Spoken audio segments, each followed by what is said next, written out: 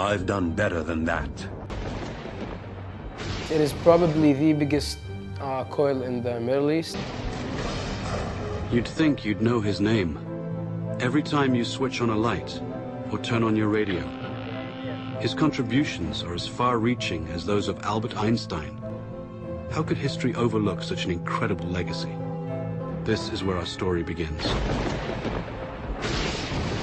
Well, when I was about 14 or 15, I was working on electronics in general, like taking out older cars. I would say that you will definitely 200% fail. When I was working on the smaller one, I went to this place called Children's Museum. It's in Al Khor Park.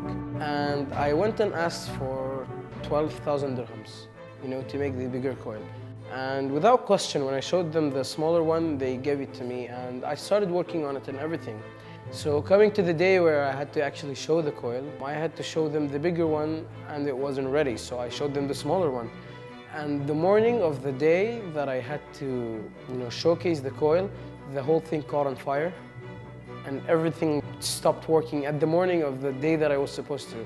So you could say that as a fail. That was a pretty good letdown. I left Tesla coiling for a year when I was 16.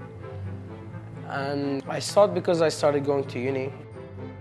It's kind of like a new life, so that all took me away from electronics in general. I discovered Origin Base, which, it opened a new way for me. They have the tools, they have laser cutters, they have, lathes, drilling machines, they have the space. And the best thing about Origin Base is the community, the people that work here. When you're working by yourself, it's much different than working with, people who understand the things that you do, or, appreciate what you're doing as a DIY maker, It was an incredible gamble at the time, and no one was sure it would work, except Tesla, the man of the hour.